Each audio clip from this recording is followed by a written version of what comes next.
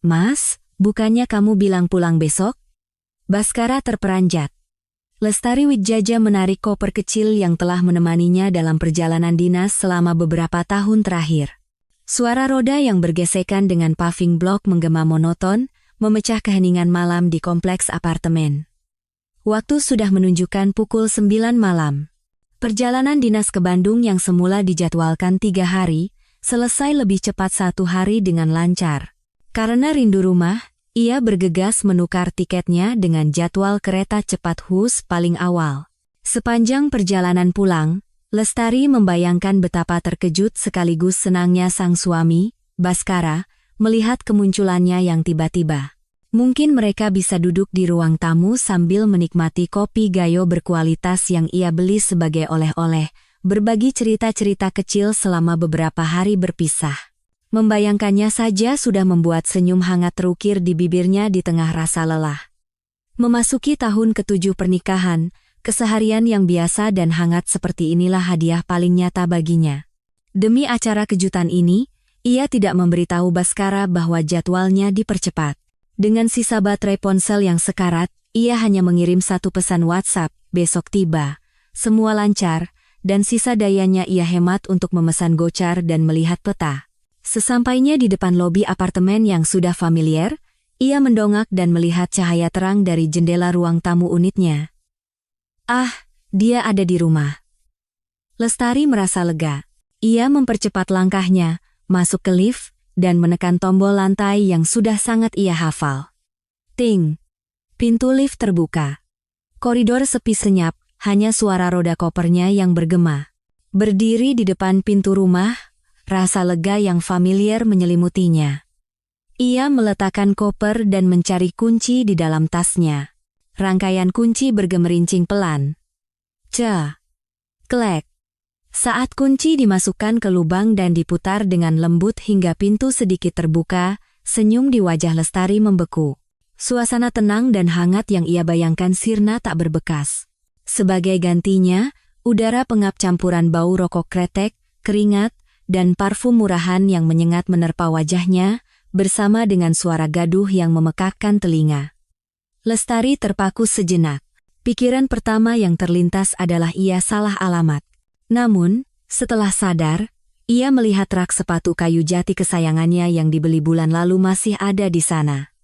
Hanya saja, kini lantai di sekitar rak itu dipenuhi sepatu-sepatu asing yang berantakan. Sepatu olahraga berlumpur, sandal jepit plastik aneka warna, beberapa pasang sepatu pantofel yang terlihat murahan, bahkan sepasang sepatu bot kerja yang usang. Sandal rumahnya yang bersih dan rapi terlempar ke pojok, dengan jejak kaki hitam tercetak jelas di atasnya. Jantungnya serasa mencelos. Tanpa sadar, ia mendorong pintu hingga terbuka lebar. Pemandangan di hadapannya membuatnya darahnya serasa mendidih. Ruang tamu penuh dengan asap rokok. Sofa kainnya yang semula bersih kini diduduki penuh sesak oleh orang-orang asing, pria dan wanita, tua dan muda. Setidaknya ada 10 orang. Seorang pria duduk menyilangkan kaki sambil mengembuskan asap rokok dan menjentikan abunya begitu saja ke lantai. Beberapa orang lain tertawa terbahak-bahak sambil memakan kuaci yang ia letakkan di meja, kulitnya berserakan di mana-mana. Anak-anak berusia sekitar 6-7 tahun berlarian dan bermain di lantai yang biasa ia pel dengan cermat hingga mengilap. Anak laki-laki terkecil di antara mereka memegang sesuatu di tangannya dan membuat coretan merah yang mencolok di dinding berwarna krem pucat yang telah ia pilih dengan susah payah. Pupil mata Lestari menyempit. Itu, lipstik edisi terbatas pemberian sahabatku dari luar negeri. Rumahnya, tempat berlindungnya yang ia rawat dan jaga dengan sepenuh hati, telah berubah menjadi pasar malam yang bising dan kacau. Dan di pusat semua kekacauan ini, duduk suaminya, Baskara, di sofa 2 dudukan. Wajahnya memerah, dan meskipun ia berusaha keras menyembunyikannya, raut panik dan tidak nyaman yang luar biasa terlihat jelas. Yang lebih menyakitkan adalah kenyataan bahwa seorang wanita muda dengan gaun ketat dan riasan tebal duduk dengan santai di sandaran tangan sofa di sebelahnya. Satu tangannya bahkan dengan santai diletakkan di bahu Baskara, dan ia tampak sedang mengatakan sesuatu sambil tersenyum dan memiringkan kepalanya. Tatapan Baskara bergerak gelisah. Kemudian, saat ia melihat Lestari yang berdiri mematung di ambang pintu, warna seketika hilang dari wajah Baskara, menjadi pucat pasi. Ia melompat dari sofa seolah tersengat listrik. Gerakan tiba-tiba itu nyaris menyenggol wanita di sebelahnya. Matanya membelalak, mulutnya ternganga. Ekspresinya adalah campuran dari keterkejutan, kepanikan, dan ketakutan yang luar biasa. Suaranya yang keluar pun terdengar sumbang. "Lestari, kakakmu. Bukannya kamu bilang pulang besok?" Kalimat itu bagaikan paku es yang menusuk dan menghancurkan kepingan harapan terakhir Lestari. Ia tidak salah alamat. Tempat ini, yang tampak seperti diduduki oleh orang-orang asing, jelas adalah rumahnya, dan pria yang panik itu jelas adalah suaminya. Seruan kaget dan gerakan panik Baskara membuat ruang tamu yang bising itu hening seketika. Semua obrolan dan tangisan anak-anak berhenti seolah tombol mute ditekan. Puluhan pasang mata penuh rasa ingin tahu, kebingungan, dan bahkan ada sedikit provokasi yang sulit dikenali serentak tertuju pada tamu tak diundang di ambang pintu. Wanita berias tebal itu pun menegakkan tubuh, melipat tangannya di dada, dan memindai Lestari dari atas ke bawah. Tak ada sedikit pun kepanikan di matanya, sebaliknya, ada rasa superioritas terselubung, seolah sedang menilai lawannya. Waktu seolah berhenti selama beberapa detik, Lestari merasakan seluruh darahnya naik ke kepala. Telinganya berdengung, rasa malu dan amarah yang luar biasa meledak di dadanya seperti gunung berapi, siap menelannya. Ia menggigit bibir bawahnya kuat-kuat. Rasa sakit itu memaksanya untuk tetap tenang. Ia tidak boleh tumbang. Ia tidak boleh menunjukkan sisi lemahnya di sini. Ia menarik napas dalam-dalam. Udara pengap itu terasa gatal di tenggorokannya, tetapi kepalanya yang kacau menjadi sedikit lebih jernih. Ia tidak menghiraukan pertanyaan lemah Baskara maupun tatapan provokatif wanita itu. Perlahan, langkah demi langkah, ia masuk ke dalam rumahnya yang telah berubah menjadi asing. Suara hak tingginya yang beradu dengan lantai menggema keras di tengah keheningan yang aneh ini. Sambil menghindari kekacauan di lantai, ia memindai satu persatu wajah-wajah asing itu, hingga akhirnya tatapannya terkunci pada wajah Baskara yang penuh ketakutan, setajam paku es. Suaranya terdengar luar biasa tenang, bahkan sopan dengan dingin. Namun, setiap kata seolah mengandung serpihan es. "Tuan Baskara, bisa tolong perkenalkan para tamu ini?" Bibir Baskara bergetar, keringat dingin membasahi dahinya. Ia membuka mulut, tetapi tidak bisa merangkai kalimat yang utuh. Mereka ini. "Mbak ini siapa, ya?" Sebelum Baskara selesai tergagap, wanita berias tebal itu yang angkat bicara. Wajahnya dihiasi senyum yang sangat palsu, dan suaranya manis hingga memuak. "Aduh, ada apa ini? Kami sedang membicarakan hal penting dengan Mas Bas." Sambil berbicara, ia sengaja merapatkan tubuhnya ke arah Baskara, menunjukkan keakraban. Saat itu, seorang pria paruh baya dengan setelan jas yang tidak pas, dan rambut penuh pomade yang duduk di sofa utama berdeham. Dengan logat daerah yang kental, ia berkata dengan angkuh, "Betul. Saya ini calon mertuanya Baskara. Kami kesini mau lihat-lihat rumah." Kata Rina, "Rumah ini besar. Sayang juga kalau dibiarkan kosong. Jadi, kami mau siap-siap bawa ibunya Rina sama adik-adiknya untuk tinggal bareng di sini. Sekalian adaptasi lingkungan dulu." Seorang wanita paruh-baya di sebelahnya dengan raut wajah masam segera menimpali. Ia mencibir dengan ekspresi menghina. "Betul itu. Lagi pula interior rumah ini sudah kuno, pencahayaannya juga kurang bagus. Nanti kalau Rina sudah pindah ke sini, harus direnovasi total." Kata-kata itu menghantam telinga Lestari seperti petir. Siap-siap tinggal bareng, harus direnovasi total? Mereka tidak hanya berencana mengambil alih rumah ini, tetapi sudah merencanakan bagaimana mengubahnya. Dan Baskara, apakah dia hanya diam saja, atau bahkan ikut serta dalam rencana gila ini? Di balik amarah yang memuncak, muncul ketenangan yang aneh. Lestari menatap kerumunan di hadapannya. Suaminya yang pucat pasi, dan ingin sekali bersembunyi di lubang tikus, wanita yang tampak menang dan sombong, dan keluarga yang bertingkah seperti pemilik rumah. Tiba-tiba ia ingin tertawa. Tawa yang sangat hampa dan dingin, tanpa sedikit pun kehangatan. Ia tidak berteriak atau menangis. Di tengah tatapan bingung semua orang, ia dengan tenang mengeluarkan ponselnya, membuka kuncinya, dan mengaktifkan mode rekam video. Ia mengarahkan kamera perlahan ke seluruh ruang tamu yang kacau, sampah di lantai, noda lipstik di dinding, asap rokok yang pekat, dan wajah-wajah yang terkejut atau angkuh.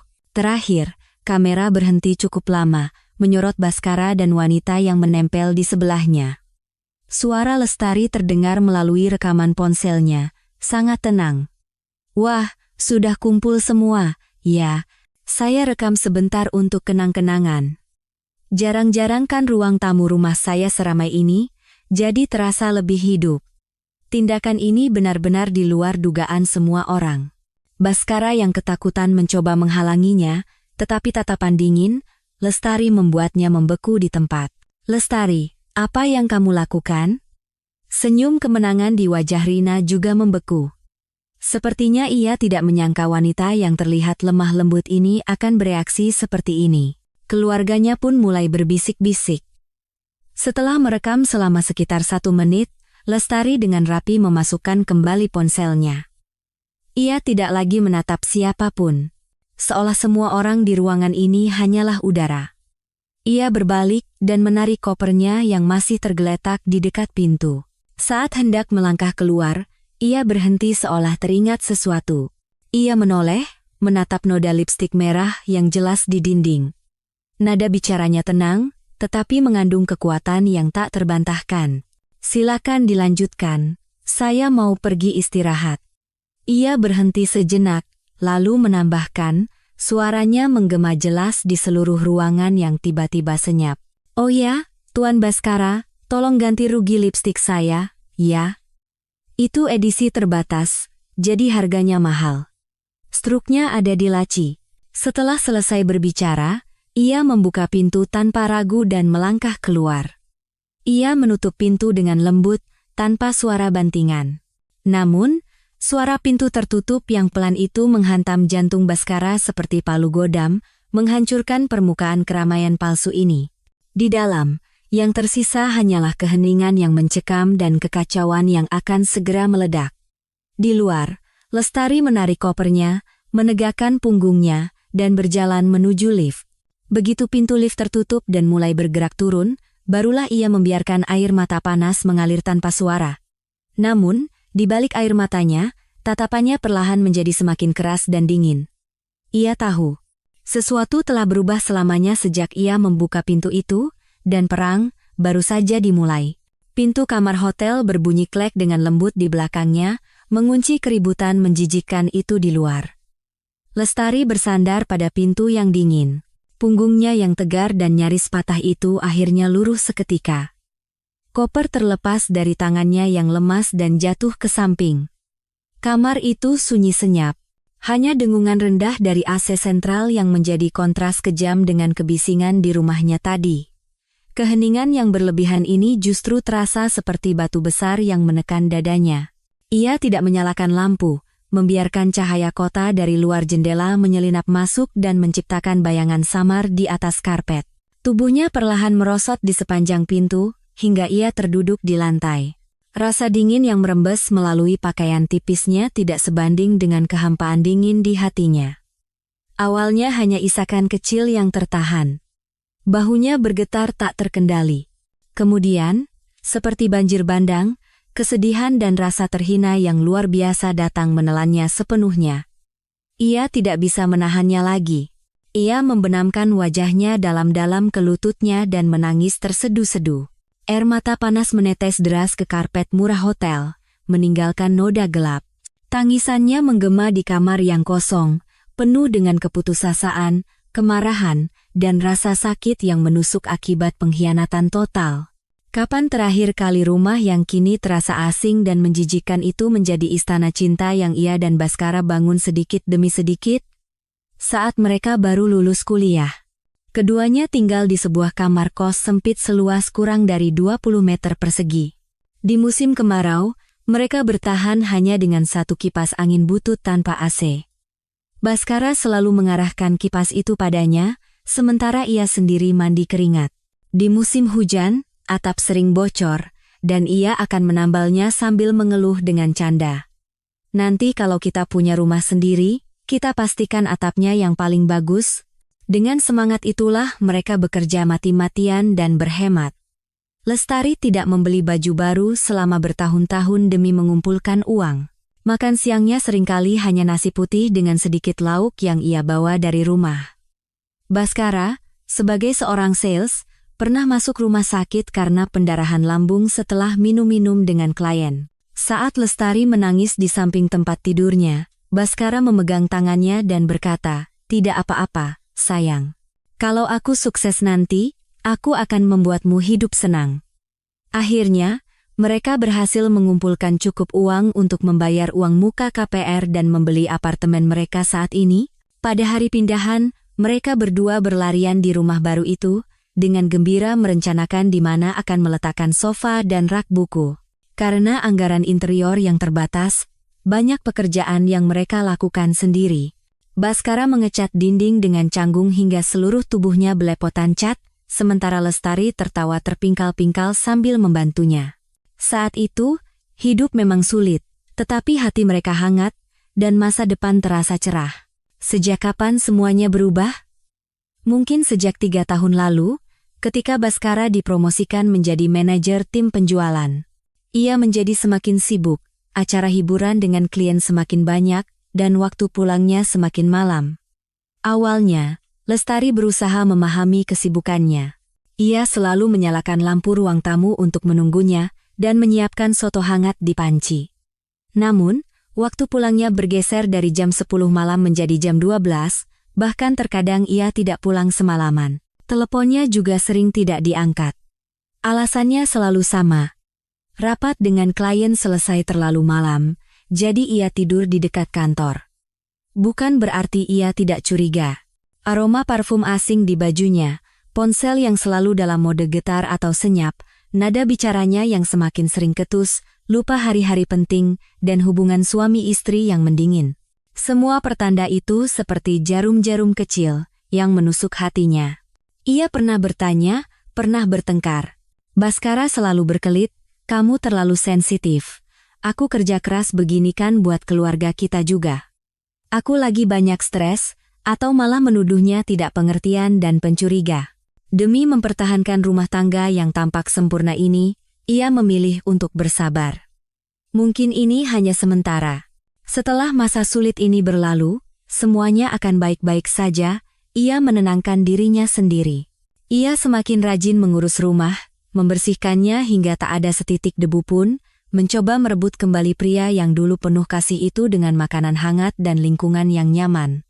Ada kesempatan emas dari kantornya untuk mengikuti pelatihan di luar negeri selama setengah tahun.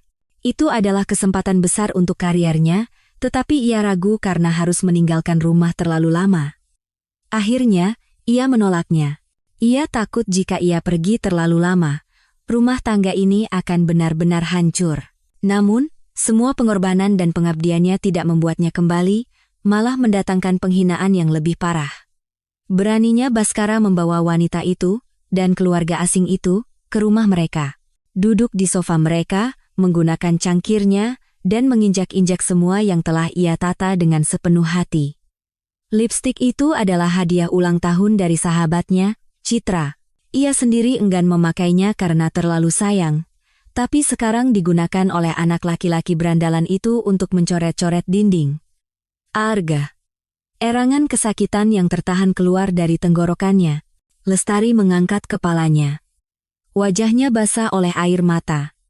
Warna merah menyala di dinding, wajah panik Baskara, tatapan provokatif wanita itu, sikap angkuh keluarga itu. Pemandangan itu berputar-putar di kepalanya seperti film rusak, nyaris membuatnya gila. Tidak, aku tidak boleh begini, aku bisa gila. Ia terhuyung-huyung bangkit dan berjalan ke kamar mandi. Ia menyalakan keran dan membasuh wajahnya berkali-kali dengan air sedingin es. Suhu dingin air itu sejenak menenangkan emosinya yang bergejolak. Ia mengangkat kepala dan menatap cermin. Seorang wanita dengan mata bengkak, wajah pucat, dan rambut acak-acakan. Begitu asing hingga membuatnya merinding. Ini bukan Lestari. Tidak ada gunanya menghancurkan diri sendiri seperti ini demi seorang pria pengkhianat, pengecut, dan tak tahu malu. Ia butuh bantuan. Seseorang yang benar-benar bisa diandalkan dan berpikiran jernih. Dengan tangan gemetar, ia meraih ponselnya. Lampu peringatan baterai lemah berkedip. Ia membuka layar dan tanpa ragu menekan nomor yang tersimpan sebagai Mbak Citra. Citra adalah rekan kerja lamanya sekaligus sahabat karibnya. Beberapa tahun lebih tua, Citra memiliki kepribadian yang lugas, cerdas, dan tajam dalam melihat masalah. Ia sendiri pernah mengalami badai dalam pernikahannya, tetapi akhirnya dengan tegas meninggalkan mantan suaminya yang tidak berguna dan sekarang hidup sukses sambil membesarkan anaknya sendirian. Panggilan itu langsung tersambung. Dari seberang terdengar suara ceria Citra. "Halo Tari, kamu pulang naik kereta jam berapa besok? Biar aku jemput, Mbak." Begitu Lestari membuka mulut, tangis yang ia tahan pecah, mengungkapkan seluruh perasaannya. Di seberang telepon, Citra langsung menyadari ada yang tidak beres. Suaranya seketika menjadi serius. "Tari, kamu kenapa? Kamu nangis? Ada apa?" "Mbak, aku sudah pulang hari ini." Dengan terbata-bata dan tidak berurutan, Lestari menceritakan semua yang ia lihat malam itu. Orang-orang asing yang memenuhi rumahnya, kemesraan Baskara dengan wanita muda itu, ucapan angkuh keluarganya, noda lipstik di dinding, dan akhirnya, bagaimana ia merekam video dan pergi dari rumah. Hening selama beberapa detik di seberang telepon. Kemudian terdengar suara tegas Citra yang menahan amarah. "Kirim lokasimu. Tunggu di situ, jangan kemana-mana, aku datang sekarang." Kurang dari 40 menit kemudian, bel pintu hotel berbunyi.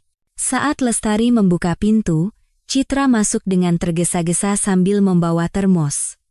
Ia pertama-tama memeriksa kondisi Lestari dari atas ke bawah. Setelah memastikan tidak ada luka selain mata yang bengkak, ia sedikit lega. Lalu, ia memeluk Lestari dengan erat. "Dasar Baskara brengsek," Citra mengumpat sambil menggeretakkan gigi. Ia melepaskan pelukannya dan menyodorkan termos ke tangan Lestari. "Nih, cepat makan. Aku buatkan bubur sumsum." Walaupun langit runtuh, perut harus tetap diisi. Di dalam termos ada bubur sumsum hangat dengan saus gula merah yang manis. Melihat bubur itu dan merasakan ketulusan sahabatnya, air mata Lestari kembali menggenang, tapi kali ini ada kehangatan di dalamnya. Citra mendudukkannya di tepi tempat tidur dan menarik kursi untuk duduk di hadapannya. Ekspresinya serius. "Sudah puas nangisnya? Sudah sedikit lebih tenang?" Lestari mengangguk sambil menyendok bubur sedikit demi sedikit. Perutnya terasa sedikit lebih hangat. "Bagus." Citra mencondongkan tubuhnya ke depan, tatapannya tajam. "Sekarang katakan padaku, apa rencanamu?" Lestari mengangkat kepala dengan ekspresi bingung. Citra berkata dengan penekanan di setiap katanya, "Apakah kamu hanya akan melampiaskan emosi, menangis, dan memaki-maki, lalu ketika si brengsek itu datang membujuk, kamu akan kembali seolah tidak terjadi apa-apa, dan menjadi istri yang baik lagi?" Sambil menahan diri melihat keluarga parasit itu sesekali berpesta di ruang tamumu? Atau kamu akan benar-benar mengakhirinya kali ini? Lestari mencengkeram sendoknya erat-erat. Kata mengakhirinya terasa begitu berat. 7 tahun pernikahan, begitu banyak kenangan, haruskah semuanya dipotong begitu saja? Citra membaca keraguannya. Nada bicaranya sedikit melunak, tetapi tetap tegas. "Tari, aku tahu kamu sedih dan merasa sayang. Tapi kalau sudah sampai seperti ini bukan lagi sekadar pertengkaran suami istri atau masalah selingkuh biasa. Fakta bahwa dia berani membawa orang-orang itu ke rumah, membiarkan seluruh keluarga perempuan itu menguasai rumahmu, bahkan membiarkan mereka merencanakan cara mengambil alih rumahmu, itu artinya apa? Artinya dia sudah sama sekali tidak menghargai perasaanmu dan rumah tangga kalian.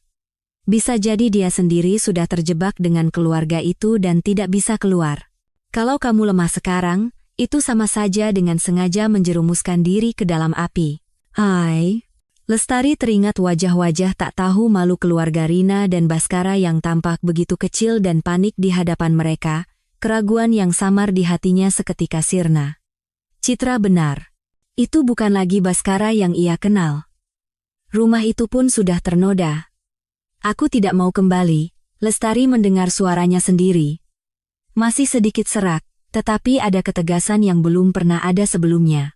Rumah itu sudah kotor. Citra menepuk lututnya. Nah, begitu dong. Kalau kamu tidak mau kembali dan dihina, mulai sekarang kita harus pikirkan cara untuk mendapatkan keuntungan maksimal. Baskara harus membayar semua perbuatannya. Citra mulai menganalisis dengan dingin. Pertama, kendalikan emosimu. Jangan pernah terlihat lemah di depannya lagi. Air mata dan amarahmu sekarang tidak ada harganya. Itu hanya akan membuatnya berpikir kamu masih bisa diinjak-injak. Caramu meninggalkan rumah dengan tenang malam ini sudah sangat bagus. Pertahankan itu. Kedua, bukti. Video yang kamu rekam itu bagus sekali. Tapi itu tidak cukup. Untuk cerai, apalagi untuk menjadikan dia pihak yang bersalah agar pembagian hartanya lebih sedikit atau bahkan kamu bisa menuntut ganti rugi, kita butuh bukti yang kuat.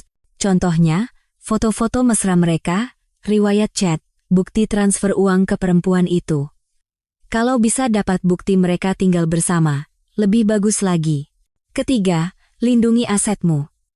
Rekening gajimu, tabungan pribadimu, cepat amankan semuanya. Cek juga rekening bersama kita. Apakah ada penarikan uang dalam jumlah besar yang tidak wajar belakangan ini? Aku yakin Baskara sudah menghabiskan banyak uang untuk perempuan itu dan keluarganya. Kata-kata Citra, satu persatu, begitu jelas, bagaikan lentera yang menerangi kabut kebingungan Lestari. Ia tidak lagi sendirian. Ia tidak lagi meraba-raba dalam kegelapan dan penghinaan. Ia punya sekutu, dan ia punya arah.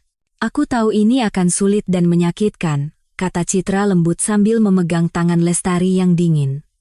Tapi Tari, kamu harus kuat. Hidupmu terlalu berharga untuk dihabiskan demi laki-laki seperti itu. Kita harus menang. Dan kita harus menang dengan cara yang elegan. Saat itu, ponsel Lestari berdering. Nama Baskara tertera di layar. Lestari menatap Citra. Citra menggelengkan kepalanya dengan tegas. Jangan diangkat.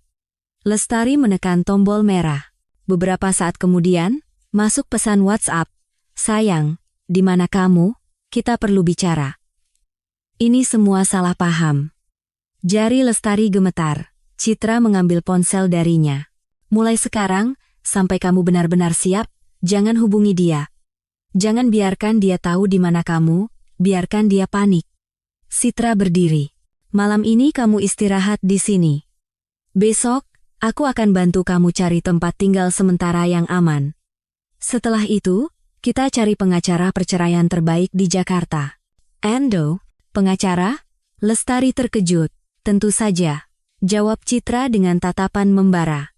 Perang sudah dimulai, Tari. Kita tidak bisa pergi ke medan perang tanpa senjata. Malam itu, untuk pertama kalinya setelah bertahun-tahun, Lestari tidak menunggu Baskara. Ia mematikan ponselnya, membenamkan diri di bawah selimut hotel yang asing, dan memaksa dirinya untuk tidur. Ia tahu, mulai besok, ia akan menjadi Lestari yang benar-benar berbeda. Hari berikutnya, Citra menepati janjinya. Ia membawa Lestari ke sebuah apartemen studio kecil milik temannya yang sedang kosong. Apartemen itu tidak besar, tetapi bersih dan rapi. Yang terpenting, aman dan privat. Lestari pindah ke sana diam-diam, tanpa memberitahu Baskara sedikitpun. Teror telepon dan WhatsApp dari Baskara tidak berhenti. Awalnya berisi penyesalan dan permohonan maaf. Tari, aku salah. Aku benar-benar hilaf sesaat. Tolong dengarkan penjelasanku. Rina yang lebih dulu mendekati dan menggodaku. Aku sedang stres berat. Kemudian berubah menjadi tuntutan cemas. Kamu di mana sebenarnya? Kenapa tidak balas pesanku? Kita sudah 7 tahun bersama, apa kamu tidak mau memberiku satu kesempatan lagi? Bahkan ada ancaman terselubung, jangan buat masalah ini jadi besar. Ingat, separuh dari rumah itu juga milikku. Setiap pesan, setiap tangkapan layar panggilan tak terjawab, Lestari simpan dengan dingin. Ia bahkan menggulir riwayat percakapan mereka selama setahun terakhir. Dan menandai kebohongan-kebohongan serta jawaban acuh tak acuh Baskara. Bukti-bukti dingin ini, seperti batu bata, meruntuhkan benteng ilusi terakhir tentang pernikahan mereka di dalam hatinya. Pada hari ketiga sore, Lestari merasa inilah saatnya. Ia mengirim pesan WhatsApp singkat ke Baskara. Besok jam 2 siang. Di Starbucks PIM. Aku hanya akan bicara sekali. Ia memilih tempat umum yang ramai seperti Starbucks. Selain aman, ini juga bisa mencegah Baskara bertindak gegabah jika emosinya meledak. Baskara langsung membalas, Oke, aku pasti datang. Terima kasih banyak, sayang, sudah mau menemuiku. Sebelum pergi, Lestari sengaja mengenakan pakaian kerja yang rapi dan riasan tipis untuk menutupi kelelahannya, membuatnya tampak dingin dan tak tersentuh. Perlengkapan terpentingnya adalah alat perekam yang disamarkan sebagai pulpen yang didapatkan Citra entah dari mana. Citra berpesan, nyalakan dari awal sampai akhir. Jangan tegang, pancing dia secara alami untuk bicara tentang perempuan itu dan masalah uang. Pukul 2 siang, Lestari tiba tepat waktu di Starbucks. Baskara sudah ada di sana, duduk di pojok dekat jendela dengan 2 cangkir kopi yang belum tersentuh di depannya. Ia tampak jauh lebih kuyu, matanya cekung, dan ia belum bercukur. Melihat Lestari, ia langsung berdiri dan mendekat dengan wajah penuh kehati-hatian, kecemasan, dan sanjungan. Tari, kamu datang. Silakan duduk. Ia mencoba menarik kursi untuk Lestari, tetapi dihentikan oleh tatapan dinginnya. Lestari duduk sendiri, dan meletakkan pulpen perekam itu di atas meja dengan santai, mengarahkannya ke Baskara. Bicaralah, apa yang mau kamu jelaskan? Tanya Lestari langsung ke intinya, tanpa emosi. Baskara mulai memainkan peran penyesalannya. Tari, aku brengsek. Aku bukan manusia. Kamu boleh pukul aku, maki aku, apa saja. Tapi masalahnya benar-benar tidak seperti yang kamu pikirkan. Rina.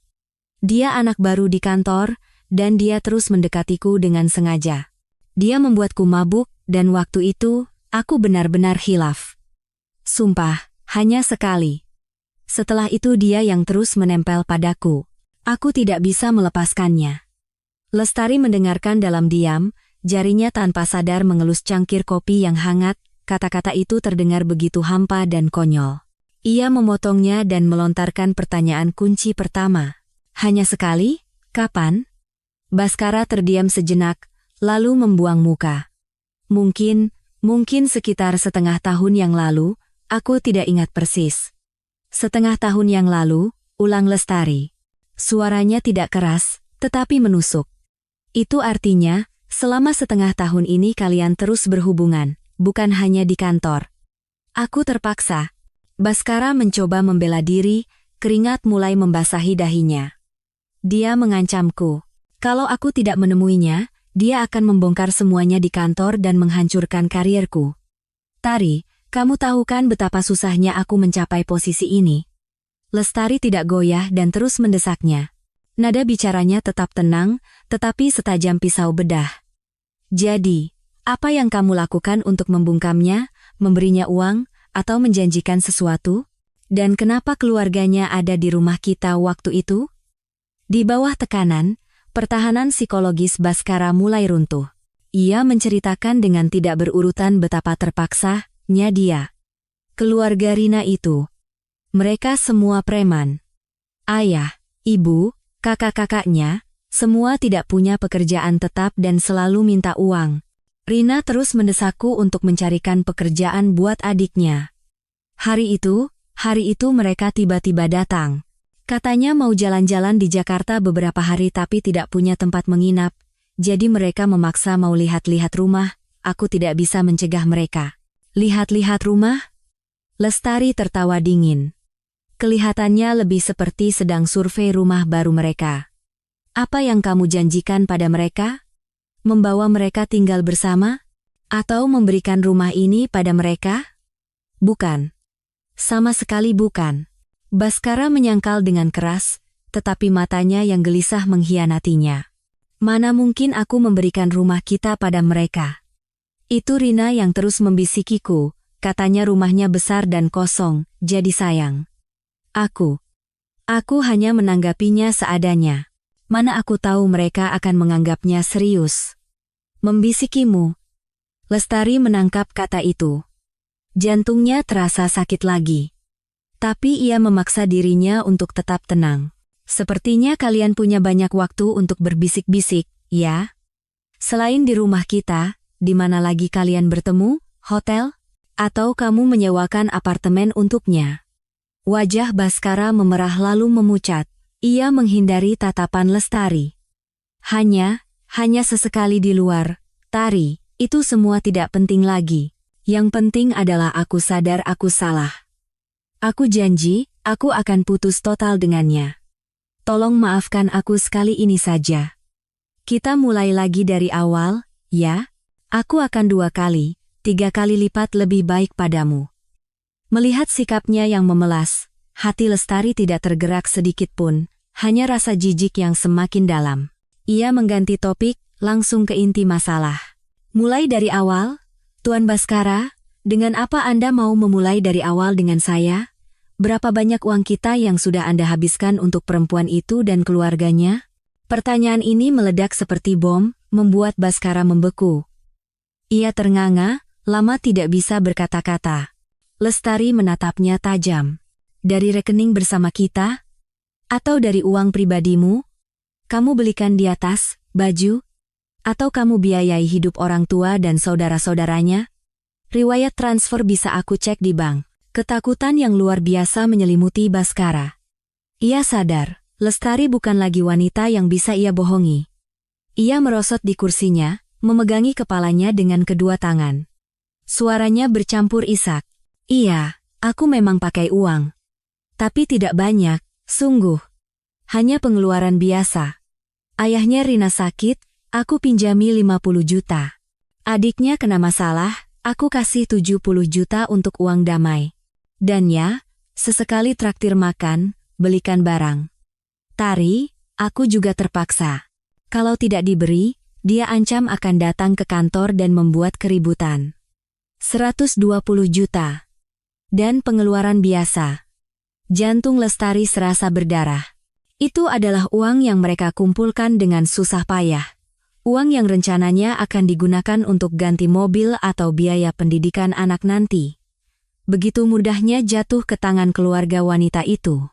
Terpaksa, suara Lestari sedenggine. Tuan Baskara, Anda seorang pria dewasa berumur 30-an, diancam oleh seorang gadis awal 20-an dan keluarganya, sampai Anda mengeluarkan aset bersama kita? Apakah Anda yang terlalu tidak berdaya, atau Anda menikmatinya? Ia berhenti sejenak, menatap pria menyedihkan di hadapannya, lalu menyatakan dengan penekanan di setiap kata. Setiap rupiah dari harta bersama kita adalah hak saya juga. Anda telah menggunakan aset dalam jumlah besar tanpa persetujuan saya. Ini bukan lagi masalah moral. Saya akan menunjuk pengacara untuk melihat apakah uang ini bisa ditarik kembali, dan tanggung jawab apa yang harus Anda pikul dalam pembagian harta gono gini kita. Cerai? Baskara mengangkat kepalanya, wajahnya pucat pasi. Jangan Tari, jangan cerai, aku salah. Uangnya, aku akan ambil kembali semuanya. Aku akan usahakan bagaimanapun caranya. Tolong beri aku satu kesempatan lagi. Kesempatan? Lestari berdiri. Ia menatapnya dari atas. Tak ada kehangatan di matanya. Saat Anda membiarkan mereka masuk ke rumah kita, Anda sudah menghancurkan semua kesempatan dengan tangan Anda sendiri. Ia mengambil pulpen di atas meja, dengan tenang menutupnya, dan memasukkannya ke dalam tas. Pembicaraan hari ini cukup sampai di sini. Pengacara saya akan segera menghubungi Anda. Setelah selesai, ia tidak lagi menatap Baskara yang terduduk lemas di kursinya. Ia menegakkan punggungnya dan berjalan keluar dari kafe. Sinar matahari terasa menyilaukan. Ia merasa lebih jernih dan kuat dari sebelumnya. Yang terekam di alat perekam itu bukan hanya kepengecutan dan pengkhianatan Baskara, tetapi juga sinyal baginya untuk memutus masa lalu dan melangkah ke kehidupan baru. Dalam konfrontasi ini, Ia telah mendapatkan bukti paling krusial dan melihat dengan jelas betapa menyedihkannya lawannya. Yang tersisa sekarang adalah pertarungan hukum yang sesungguhnya. Ia menarik napas dalam-dalam, mengeluarkan ponsel, dan menekan nomor pengacara perceraian yang sudah lama direkomendasikan oleh Citra. Setelah konfrontasi di kafe dengan Baskara, hati Lestari justru menjadi tenang secara aneh. Dugaan yang samar telah menjadi bukti yang pasti, dan rasa sakit yang kabur telah mengkristal menjadi tujuan yang jelas. Ia mencadangkan file rekaman itu ke cloud, kemudian secara resmi menunjuk pengacara yang diperkenalkan oleh Citra, Ibu Ratnasari, SH, MH. Ibu Ratna adalah seorang wanita paruh baya yang kompeten. Setelah mendengarkan cerita Lestari dan memeriksa bukti awal, ia berkata dengan singkat, "Situasinya menguntungkan kita. Yang penting sekarang adalah memperkuat bukti, terutama yang berkaitan dengan aset." Namun, meski ia menginginkan ketenangan, dunia seolah tidak mengizinkannya. Lestari sudah menduga Baskara akan terus memohon, tetapi ia tidak pernah membayangkan betapa tidak tahu malunya dan gilanya keluarga Rina.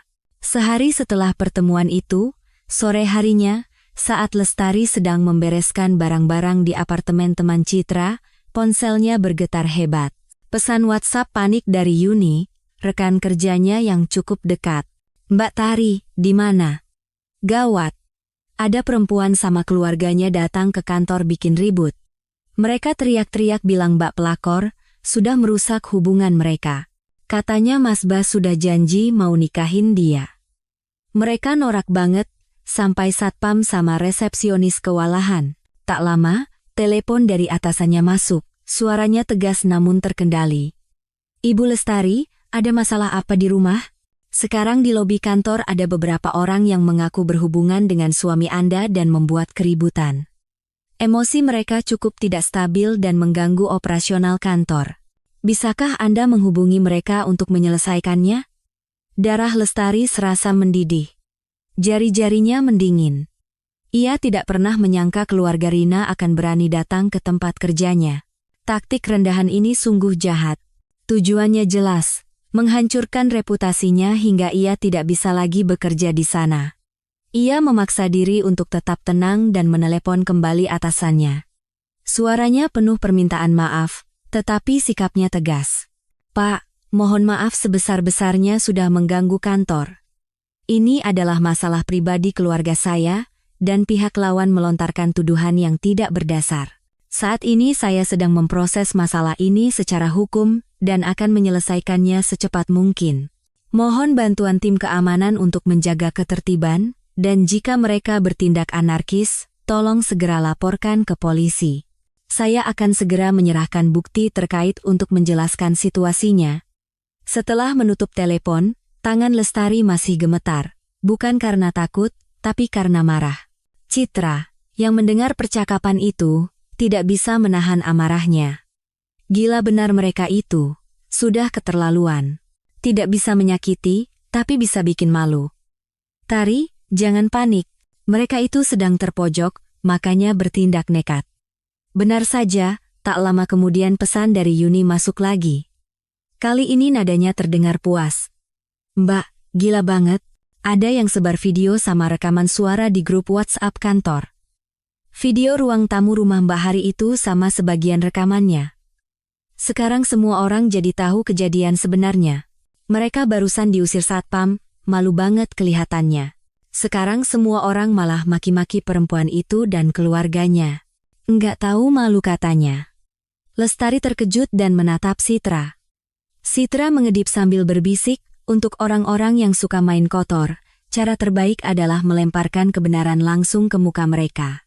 Aku minta sepupuku untuk tidak sengaja membagikannya." Opini publik berbalik seketika. Awalnya rekan-rekan kerja ragu, tetapi setelah melihat video ruang tamu yang kacau, keluarga selingkuhan yang arogan, dan Baskara yang panik dikombinasikan dengan reputasi Lestari selama ini menjadi jelas siapa yang benar dan salah tanpa perlu dijelaskan. Keluarga Rina yang mencoba menyerang dengan label pelakor justru menjadi bumerang. Namun, gangguan dari pihak lawan tidak berhenti. Keesokan harinya, Lestari menerima telepon tak terduga dari sepupu jauhnya di kampung. Suaranya terdengar hati-hati. "Mbak Tari, baik-baik saja? Beberapa hari ini ada perempuan yang telepon ke saudara-saudara kita. Katanya Mbak selingkuh di Jakarta, maksa suami cerai, dan mau bawa kabur semua harta keluarga. Bicaranya meyakinkan sekali, kalau kami tidak kenal Mbak, mungkin kami sudah percaya. Sampai mengganggu kerabat di kampung." Amarah membuat seluruh tubuh Lestari dingin. Keluarga ini benar-benar ingin menghancurkannya. Ia segera mengirim pesan panjang di grup keluarga. Ia menjelaskan situasinya secara singkat, perselingkuhan Baskara, perilaku tidak wajar keluarga pihak ketiga, dan fitnah yang sedang mereka sebarkan. Ia juga menyatakan telah menunjuk pengacara dan meminta kerabat untuk bijak dan tidak termakan gosip. Sebagian besar kerabat yang berpikiran jernih mengirim pesan dukungan. Di saat Lestari mulai lelah menghadapi serangan dari berbagai penjuru, sebuah panggilan tak terduga menjadi titik balik. Peneleponnya, Ibu Baskara, ibu mertuanya. Lestari ragu sejenak, lalu mengangkatnya. Dari seberang terdengar suara cemas dan khawatir ibu mertuanya. "Tari Enduk, kamu tidak apa-apa?" Mendengar suara familiar ibu mertuanya, hidung Lestari terasa panas, dan kesedihan yang ia tahan nyaris meledak. Ia menahan isak dan berusaha menjawab dengan tenang. "Ibu, Tari tidak apa-apa." "Tidak apa-apa bagaimana?" Suara ibu mertuanya bercampur dengan rasa iba dan amarah. "Ibu sudah dengar semua kelakuan anak kurang ajar itu. Tadi tetangga telepon, cerita ada perempuan yang datang ke kantormu bikin ribut. Baskara main gila di luar, kan? Keributan yang dibuat keluarga selingkuhan di kantor rupanya sudah sampai ke kampung halaman melalui orang-orang. Ibu mertuanya bukan orang berpendidikan tinggi, tetapi ia adalah wanita desa yang bijak dan tradisional. Ia sangat menjaga nama baik keluarga, dan yang terpenting, ia sangat menyayangi menantunya yang baik dan berbakti ini." "Ibu." Lestari bingung harus menjawab apa. "Jangan bela dia," kata ibu mertuanya tegas. "Dia memang anakku, tapi aku tahu sifatnya. Beberapa tahun ini kelakuannya makin tidak benar. Tari, kamu sudah banyak sabar. Ibu besok beli tiket ke Jakarta. Jangan kira keluarga kita ini keluarga sembarangan yang bisa diinjak-injak orang tidak jelas." "Ibu, tidak usah. Tari bisa selesaikan sendiri." Lestari tidak ingin merepotkan ibu mertuanya yang sudah tua. "Apanya yang tidak usah?" Sikap ibu mertuanya tidak tergoyahkan. "Yang berbuat salah anakku? Masa ibu sebagai ibunya diam saja melihat menantu ibu dihina orang lain? Tunggu. Ibu segera ke sana. Ibu mau lihat perempuan licik mana yang berani mengganggu menantuku." Keesokan sorenya, ibu mertuanya benar-benar datang setelah menempuh perjalanan jauh. Lestari menjemputnya di stasiun. Sambil membawa banyak oleh-oleh dari kampung, ibu mertuanya langsung memegang tangan Lestari begitu melihatnya, memindainya dari atas ke bawah, lalu matanya memerah. "Ya ampun, kurus sekali kamu. Pasti tidak makan, tidak bisa tidur, ya?" Setelah mengantar ibu mertuanya ke tempat tinggal sementaranya, beliau bahkan tidak sempat minum air. Ia langsung menyuruh Lestari menelepon Baskara. Memerintahnya untuk segera datang. Sepertinya Baskara juga tidak menyangka ibunya akan datang tiba-tiba. Ia baru muncul setelah lebih dari setengah jam. Saat masuk dan melihat wajah kaku ibunya serta ekspresi tenang Lestari, ia langsung ciut. "Ibu, kenapa datang? Kalau ibu tidak datang, kamu mau berbuat seenaknya sampai lupa daratan, hah?" Ibu mertuanya menggebrak meja dengan keras. "Baskara, ibu sama bapak dulu mengajarimu apa? Jadi orang itu harus punya nurani.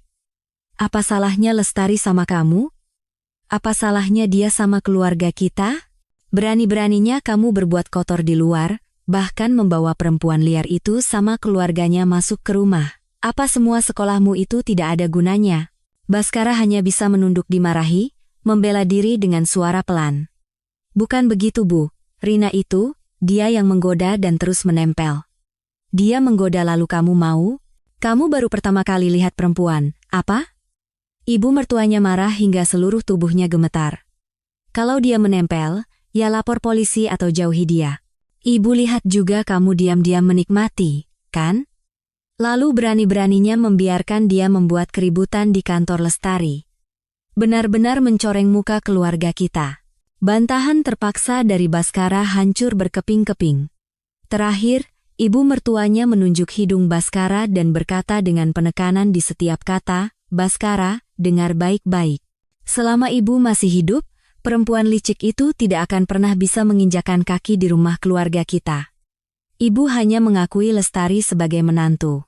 Kalau kamu masih punya sedikit nurani, segera selesaikan urusanmu dengan pihak sana, minta maaf yang benar sama Lestari, dan minta ampunannya.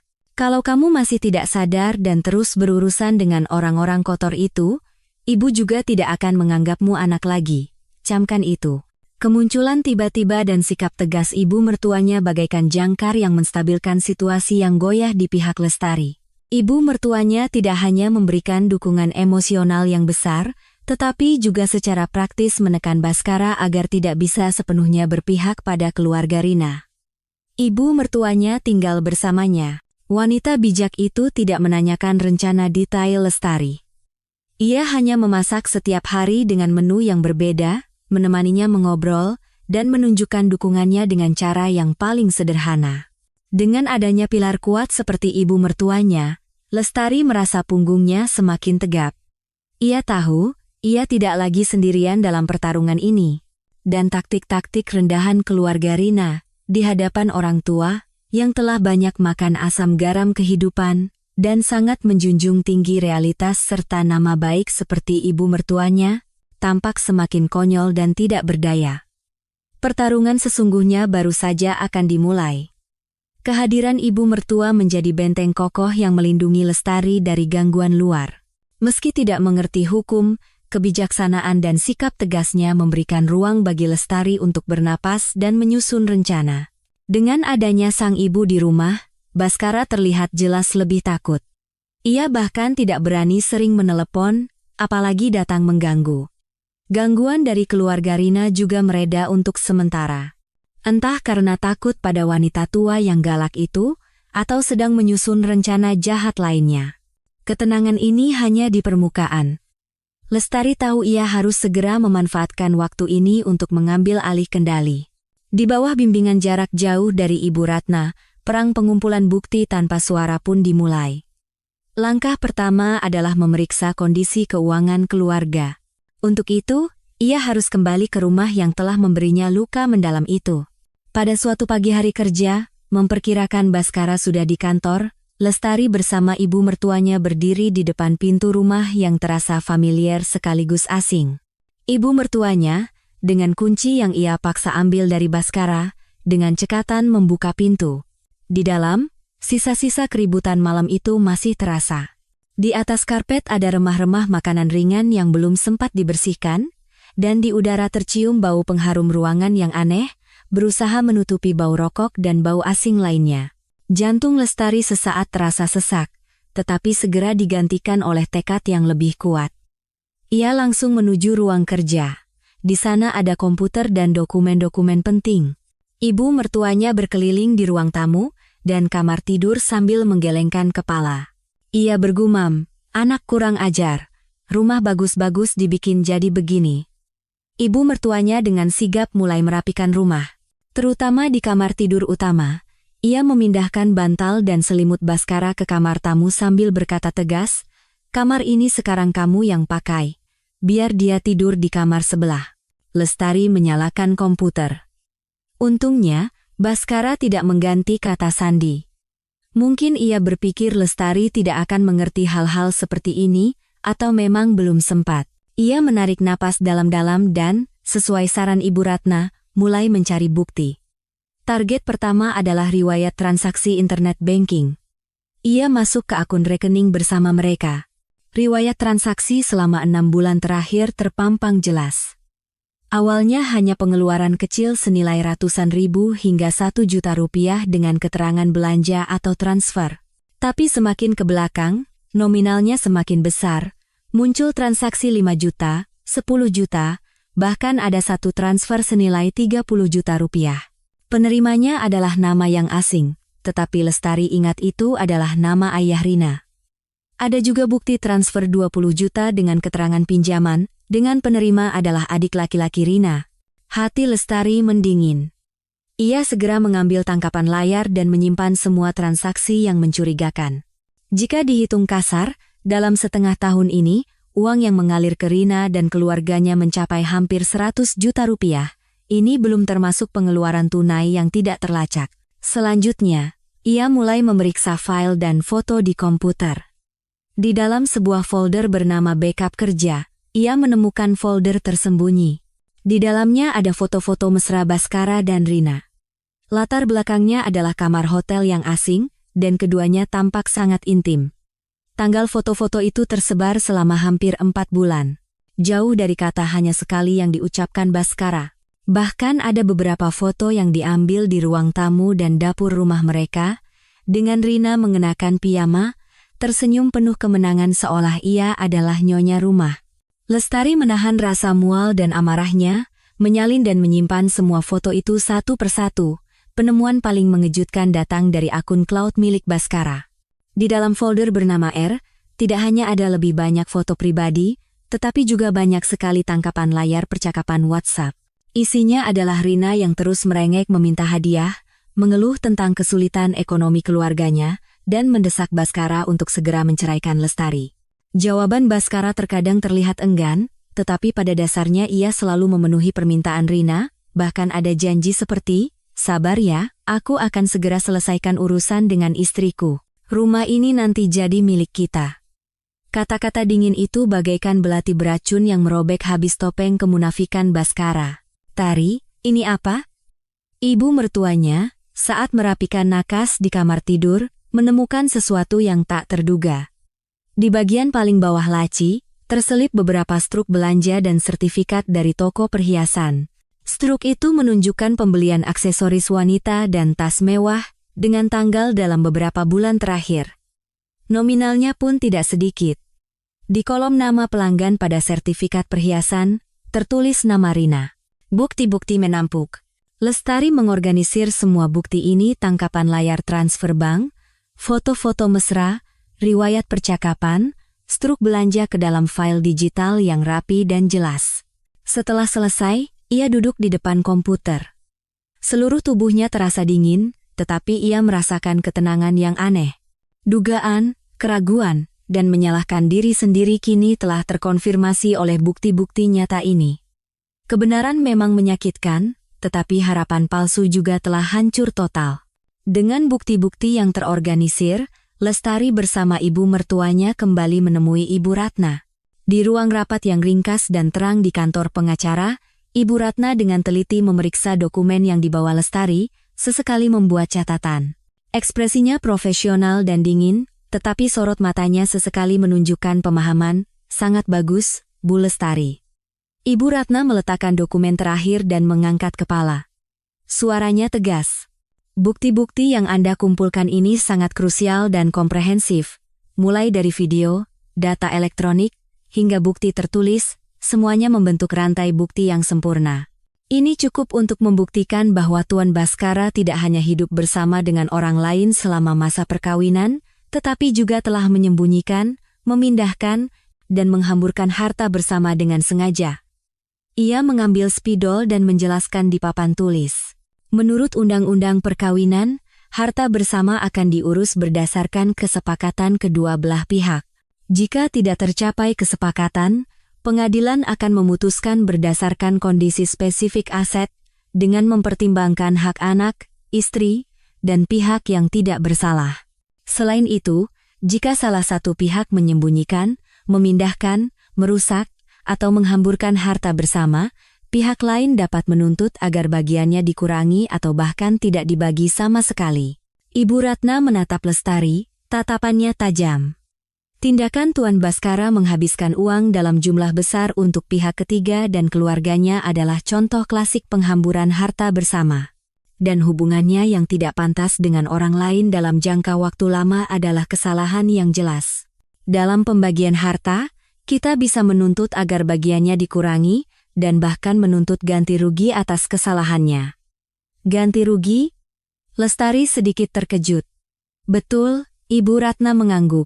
termasuk ganti rugi material dan imaterial. Kerugian mental yang ditimbulkan oleh perbuatannya terhadap Anda sangat jelas. Meskipun nominal ganti rugi imaterial mungkin tidak terlalu tinggi, ini adalah sikap hukum yang penting, sebagai hukuman bagi pihak yang bersalah dan penghiburan bagi pihak yang tidak bersalah. Ibu mertua yang mendengarkan di sampingnya terus mengangguk dan menyela, "Betul, Bu pengacara. Harus begitu. Anak kurang ajar itu tidak boleh dibiarkan begitu saja." Ibu Ratna melanjutkan, "Langkah selanjutnya, berdasarkan bukti-bukti ini, saya akan menyusun surat somasi yang detail dan mengirimkannya secara resmi kepada Tuan Baskara. Surat itu akan menyatakan fakta kesalahannya dan konsekuensi hukumnya, serta mengajukan syarat perceraian dan tuntutan ganti rugi dari pihak kita. Ini adalah prosedur hukum formal sekaligus cara untuk menekannya. Kita lihat reaksinya. Jika tidak tercapai kesepakatan cerai, kita akan segera mengajukan gugatan." Saat keluar dari kantor pengacara, senja mulai menyelimuti jalanan. Lestari memegang lengan ibu mertuanya. Ia merasa langkahnya jauh lebih ringan daripada saat datang. Bukti ada di tangan, hukum jelas, dan pengacara profesional. Ia bukan lagi korban yang pasif menanggung pengkhianatan dan penghinaan. Ia adalah seorang pejuang yang siap mempertahankan hak-haknya dengan senjata di tangan. Ibu mertuanya menepuk-nepuk tangannya dan berkata dengan mantap, "Tenang saja, Nduk. Selama kita benar, kita tidak perlu takut. Ini pertarungan yang sudah pasti kita menangkan. Ibu mendukungmu." Lestari mengangguk, menatap kejauhan. Ia tahu hubungannya dengan Baskara bukan lagi pertarungan emosi, melainkan permainan hukum yang mempertaruhkan aset, martabat, dan masa depannya. Dan kali ini, ia yakin akan menang. Surat somasi dari Ibu Ratna bagaikan bom yang dijatuhkan dengan presisi, mengguncang dunia Baskara. Surat itu ditulis dengan kalimat yang tegas dan logika yang jelas, menjabarkan satu persatu hubungan tidak pantasnya dengan Rina, penggunaan harta bersama dalam jumlah besar tanpa persetujuan pasangan, serta tindakan keluarga Rina yang mengganggu dan masuk tanpa izin ke kediaman Lestari, lengkap dengan pasal-pasal hukum yang relevan. Di bagian akhir, surat itu dengan tegas menyatakan bahwa jika dalam waktu 7 hari tidak ada negosiasi mengenai perceraian, pembagian harta, dan ganti rugi, maka gugatan cerai akan segera diajukan ke pengadilan.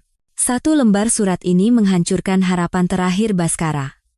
Ia mencoba menelepon Ibu Ratna untuk membela diri, tetapi dipatahkan oleh argumen yang dingin dan profesional. Ia mencoba memohon pada Lestari, tetapi semua kontaknya telah diblokir. Bahkan ibunya sendiri kini berpihak pada Lestari dan menghindarinya. Tekanan hukum yang besar dan isolasi total membuatnya nyaris hancur. Keluarga Rina, setelah mengetahui isi somasi, menjadi semakin panik. Mereka pikir dengan membuat sedikit keributan, Lestari akan menyerah dan Rina bisa berhasil merebut posisi. Mereka tidak menyangka lawan akan begitu tegas menggunakan senjata hukum. Kata-kata seperti pengembalian aset dan pelanggaran hukum dalam somasi itu menimbulkan ketakutan yang nyata. Pada hari terakhir batas waktu somasi, Lestari menerima pesan dari Baskara yang dengan susah payah disampaikan melalui ibu mertuanya. Permohonan untuk bertemu terakhir kalinya dan berbicara langsung, dengan tambahan kata, "Aku akan bertanggung jawab." Setelah berdiskusi dengan Ibu Ratna dan ibu mertuanya, Lestari setuju untuk bertemu. Tempatnya ditetapkan di ruang tamu yang penuh dengan kenangan pengkhianatan dan penghinaan itu, waktunya jam 7 malam. Ibu Ratna akan mendampinginya, dan ibu mertuanya bersikeras untuk hadir demi menantunya. Kembali ke tempat yang sama, tetapi suasana hati Lestari sudah sangat berbeda. Dulu ia datang dengan keterkejutan dan luka, kali ini ia datang dengan bukti dan sekutu, secara proaktif untuk menuntut pertanggungjawaban. Ibu mertuanya membuka pintu dengan kunci. Rumah itu tampak telah dibersihkan dengan tergesa-gesa, tetapi di udara masih tercium bau pengharum ruangan yang aneh, berusaha menutupi sisa bau rokok dan aroma asing lainnya. Baskara duduk sendirian di sofa ruang tamu. Ia tampak kuyu, matanya cekung. Melihat rombongan Lestari masuk, ia buru-buru berdiri tetapi menghindari kontak mata. Namun, sebelum mereka sempat duduk, bel pintu berbunyi nyaring. Wajah Baskara berubah. Dengan ragu ia membuka pintu, dan di luar berdiri orang tua Rina, memimpin 7 atau 8 anggota inti keluarga Rina lainnya. Rina sendiri bersembunyi di belakang, wajahnya tegang. Mereka datang tanpa diundang. Jelas, mereka ingin melakukan perlawanan terakhir. "Siapa yang suruh kalian datang?" teriak Baskara dengan suara panik dan marah. "Kenapa kami tidak boleh datang? Ini menyangkut masa depan anak kami, Rina. Tentu saja kami harus datang dan dengar." "Emson!" Ayah Rina berteriak dengan urat leher menonjol, bersikap preman. Ia memimpin rombongannya masuk.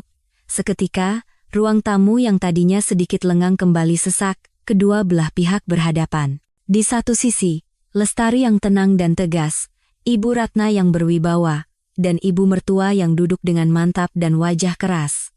Di sisi lain, Baskara yang panik dan keluarga Rina yang berusaha menggertak dengan wajah sangar. Suasana seketika menjadi tegang. "Baguslah kalian datang," Lestari membuka suara. Nadanya tenang, tetapi mengandung kekuatan yang tak terbantahkan, langsung mematahkan kebisingan lawan. "Jadi kami tidak perlu bicara 2 kali. Ibu Ratna, silakan dimulai." Ibu Ratna membetulkan letak kacamatanya dan mengeluarkan beberapa dokumen dari tas kerjanya. Tanpa basa-basi, ia langsung ke pokok permasalahan. Suaranya jelas dan dingin. "Tuan Baskara, dan Anda sekalian yang datang tanpa diundang, tindakan Anda sebelumnya telah menyebabkan kerugian mental dan material yang serius bagi klien saya, Ibu Lestari. Oleh karena itu, hari ini kita akan melakukan komunikasi resmi terakhir di sini." Ia pertama-tama menatap Baskara. "Tuan Baskara, Anda pasti sudah menerima surat somasi. Berdasarkan bukti-bukti yang kami miliki yaitu foto-foto Anda tinggal bersama dengan Nona Rina dalam jangka waktu lama, catatan transfer sejumlah besar uang kepada Nona Rina dan keluarganya, serta riwayat percakapan mengenai rencana perceraian dan pembagian aset sesuai dengan pasal-pasal terkait dalam Undang-Undang Perkawinan, Anda telah melakukan kesalahan serius selama masa perkawinan dan telah menyembunyikan, memindahkan, serta menghamburkan harta bersama. Oleh karena itu, tuntutan klien saya untuk bercerai, mendapatkan bagian harta yang lebih besar, pengembalian aset yang telah Anda gunakan sepihak, dan pembayaran ganti rugi kerugian mental memiliki dasar hukum yang kuat.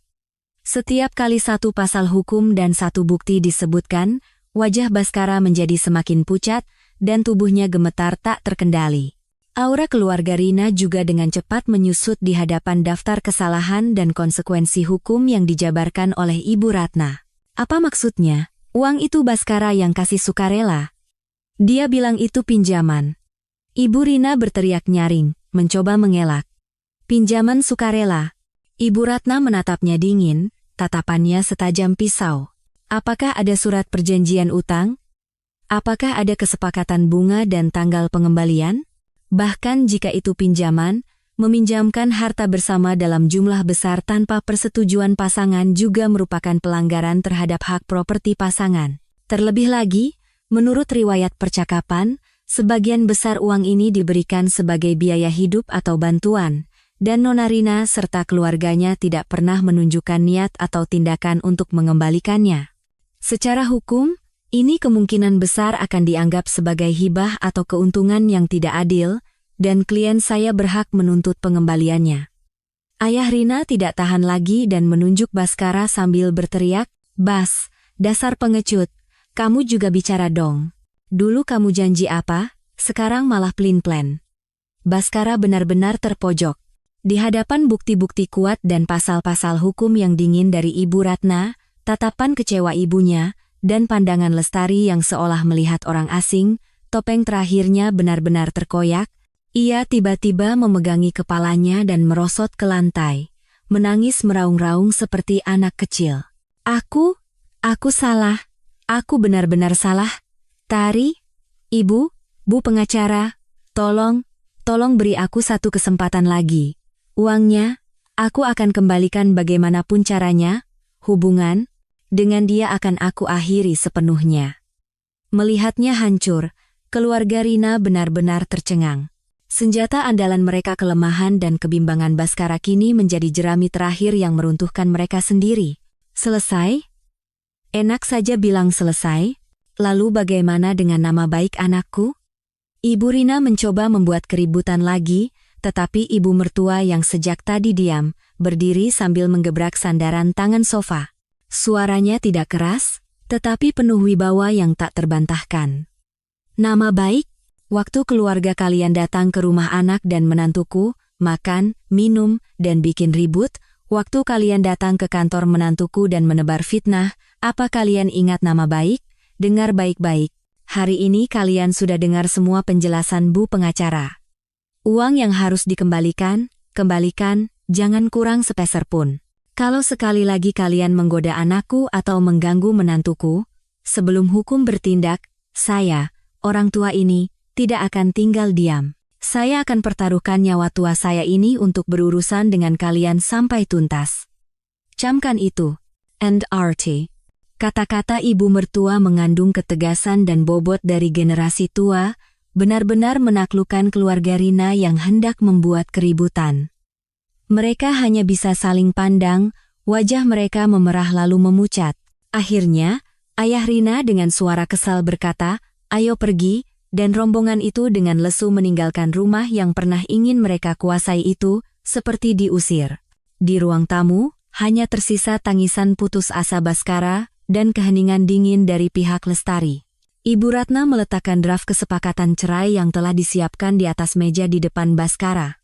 "Tuan Baskara, ini adalah draft kesepakatan yang kami ajukan berdasarkan bukti dan hukum saat ini. Silakan baca baik-baik. Ini adalah syarat terbaik yang bisa Anda dapatkan sekarang. Jika setuju, silakan tanda tangan. Jika tidak, kita bertemu di pengadilan. Tapi saya peringatkan, jika sampai ke pengadilan, karena kesalahan Anda, harta yang akan Anda dapatkan kemungkinan besar akan jauh lebih sedikit, dan catatan publiknya akan abadi." Lestari menatap untuk terakhir kalinya pada pria yang lunglai di lantai itu. Di hatinya tidak ada lagi benci maupun cinta. Hanya kehampaan. Ia memegang tangan ibu mertuanya dan mengangguk pada Ibu Ratna.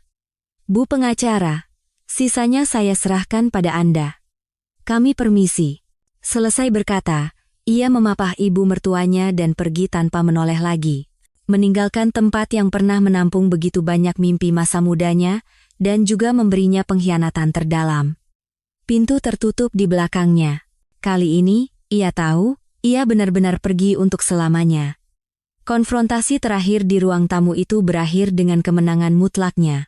Yang tersisa hanyalah menyelesaikan proses hukum dan menyambut kehidupan barunya yang sepenuhnya miliknya. Saat menandatangani surat kesepakatan cerai untuk terakhir kalinya, momen itu terasa jauh lebih tenang dari yang Lestari bayangkan.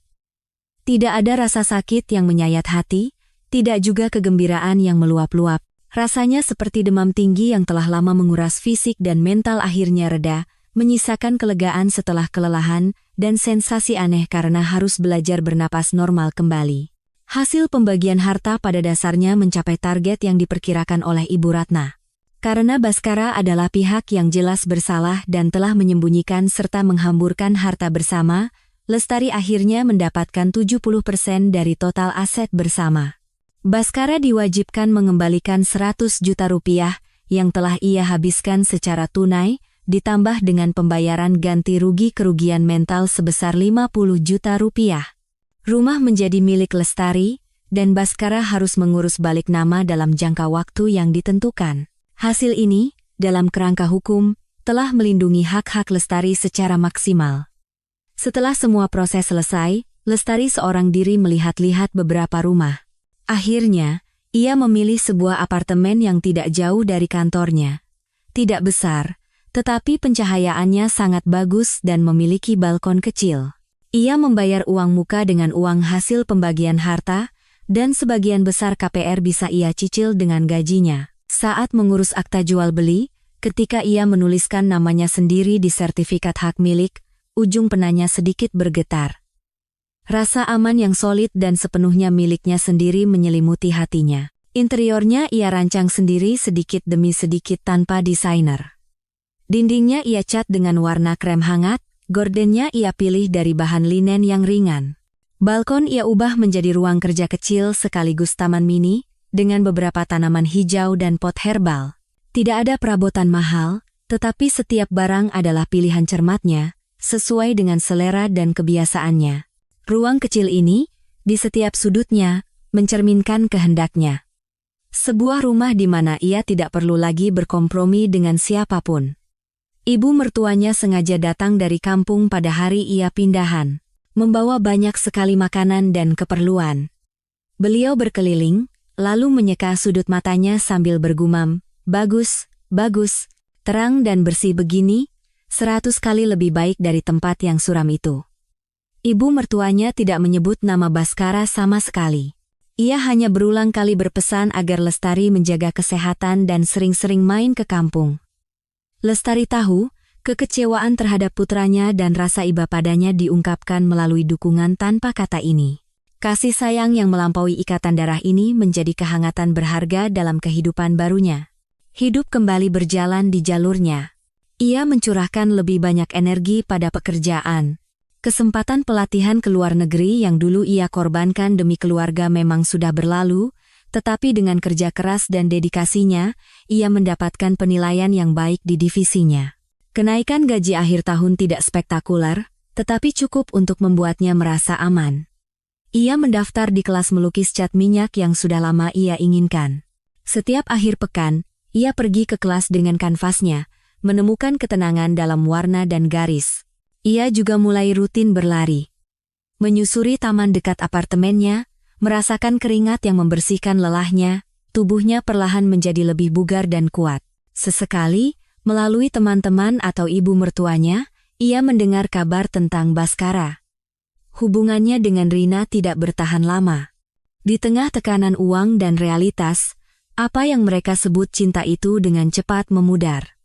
Begitu keluarga Rina merasa tidak ada lagi yang bisa diperas darinya, mereka dengan cepat meninggalkannya. Karier Baskara juga terkena imbas besar akibat skandal itu. Ia pindah ke perusahaan lain, tetapi kabarnya tidak berjalan mulus. Mendengar berita-berita ini, hati Lestari tidak lagi beriak. Rasanya seperti mendengar cerita tentang orang asing. Ia sadar, hukuman terbesar bukanlah dari luar, melainkan belenggu yang harus ditanggung oleh si pelaku kesalahan sendiri dan lintasan hidupnya yang pasti menurun. Ia tidak perlu lagi membuktikan kebenarannya melalui kemalangan Baskara. Suatu Sabtu sore, cuaca cerah. Lestari sedang mencoba mesin kopi barunya di balkon, menyeduh secangkir kopi yang harum. Ia merebahkan diri di beanbag dan membuka buku yang sudah lama ia beli tetapi belum sempat dibaca. Angin sepoi-sepoi membawa aroma segar dari tanaman-tanamannya, ponselnya tergeletak tenang di samping. Tidak ada pesan pekerjaan yang harus segera dibalas, tidak ada desakan dan pertengkaran yang mengganggu pikiran. Saat itu, bel pintu berbunyi. Ternyata Citra membawa sekotak egg tart yang masih hangat. "Wah, santai sekali hidup Nyonya," canda Citra sambil memandangnya. Ia menyodorkan egg tart itu, "Wajahmu jauh lebih cerah sekarang. Sedikit lebih berisi juga. Sepertinya makanmu teratur." "Ya." Lestari tersenyum dan menuangkan kopi untuknya. Mereka berdua duduk di balkon, makan egg tart dan minum kopi, mengobrol tentang gosip kantor dan kegiatan sekolah anak Citra. "Sungguh," kata Citra sambil menatapnya serius. "Kalau dipikir-pikir lagi, rasanya masih seperti mimpi, ya?" Lestari memegang cangkir kopinya, menatap sinar matahari cerah di luar dan anak-anak yang bermain di bawah. Setelah hening beberapa saat, ia tersenyum perlahan, senyum lega yang tulus dari hati. "Mbak, jujur saja, kadang kalau sedang sendiri, kejadian mengerikan itu masih suka teringat. Tapi anehnya, sekarang kalau teringat, hatiku tidak sakit atau benci lagi. Malah, ada sedikit rasa terima kasih pada pengalaman itu." Ia berhenti sejenak, merangkai pikirannya. "Kalau aku tidak didorong sampai ke titik terendah itu, mungkin aku masih akan bertahan dalam cangkang yang kelihatannya utuh, tapi di dalamnya sudah busuk. Mungkin aku tidak akan pernah tahu bahwa aku punya keberanian untuk meruntuhkan semuanya dan memulai lagi. Hal-hal yang dulu terasa seperti akhir dunia, sekarang kalau kupikirkan, Itu hanyalah cara hidup yang paling keras untuk membongkar kebohongan dan mendorongku secara paksa keluar dari jalur hidup yang salah. Citra mengangguk setuju. Kalau kamu bisa berpikir seperti itu, berarti kamu sudah benar-benar melewatinya. Iya. Lestari menghirup dalam-dalam udara yang beraroma kopi. Meskipun kadang merasa kesepian, tapi perasaan hidup untuk diriku sendiri dengan begitu jelas dan nyata seperti ini, aku sangat menyukainya. Ia tidak mengucapkan kata-kata klise seperti aku baik-baik saja, tetapi tatapan matanya, kondisinya, dan rumah kecil yang penuh dengan jejak pribadinya ini, tanpa ragu menceritakan kekuatan yang tenang dan tangguh. Ia telah berdamai dengan masa lalu, bukan dengan memaafkan orang-orang yang telah menyakitinya, tetapi dengan melepaskan dirinya sendiri yang dulu terperangkap dalam ilusi pernikahan dan terus-menerus menyalahkan diri. Ia akhirnya sadar. Rekonsiliasi sejati adalah memahami semua pengalaman yang diberikan oleh kehidupan baik maupun buruk dan dengan pemahaman itu, terus melangkah maju. Senja mewarnai balkon dengan cahaya keemasan yang hangat, tawa Lestari dan Citra berbaur dengan angin sepoi-sepoi. Kehidupan baru mungkin masih akan memiliki tantangan, tetapi fondasinya kini hangat dan cerah. Bab pertama yang penuh badai dalam ceritanya telah usai. Dan bab kedua yang akan ia tulis sendiri baru saja membuka halaman pertamanya yang penuh harapan.